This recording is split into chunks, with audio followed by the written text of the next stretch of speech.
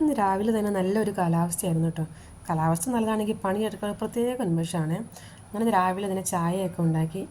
ചായ ഉണ്ടാക്കി കഴിഞ്ഞപ്പോഴാണ് അപ്പത്തിൻ്റെ മാവ് നോക്കിയപ്പോൾ നല്ലോണം അങ്ങ് പൊളിച്ചു വാങ്ങി. എന്നാൽ പിന്നെ അപ്പം ചുട്ടിട്ടാവും ചായ കുടിയെന്ന് കരുതി അപ്പം ചുടാൻ തുടങ്ങി. ഓവറായിട്ട് അപ്പം അങ്ങ് പൊളിച്ച് കഴിഞ്ഞാൽ നല്ല പുളിയായിരിക്കും.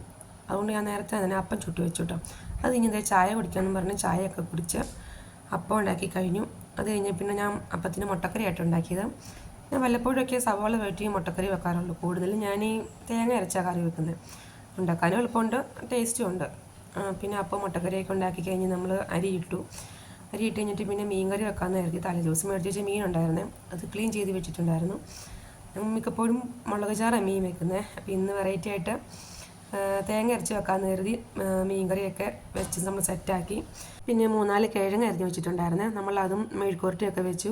അങ്ങനെ നമ്മൾ മീൻ കറിയും കിഴങ്ങും മെഴുക്കുവരട്ടിയൊക്കെ സെറ്റാക്കി കഴിഞ്ഞു കേട്ടോ. പിന്നെ ചോറുണ്ടപ്പോൾ ഒരു 2 മണിയൊക്കെ ആയേ. ഇവിടെ എന്നും 2 മണിയൊക്കെ ആവും കേട്ടോ. ഇന്നിപ്പം ചോറൂണൊക്കെ കഴിഞ്ഞൊന്ന് വീട്ടിലേക്ക് പോകണം കേട്ടോ. എൻ്റെ വീടിവിടെ തൊട്ടടുത്താണ്, ഞാൻ താമസിക്കുന്നിടത്തുനിന്ന് ഒരു 2 കിലോമീറ്റർ ദൂരമേ ഉള്ളൂ കേട്ടോ. അപ്പോൾ നമ്മൾ ചോറൂണൊക്കെ കഴിഞ്ഞ് നേരെ നമ്മൾ വീട്ടിലേക്ക് പോകും കേട്ടോ. ഇന്നിപ്പോൾ ഇത്രയേ ഉള്ളൂ. Thank you.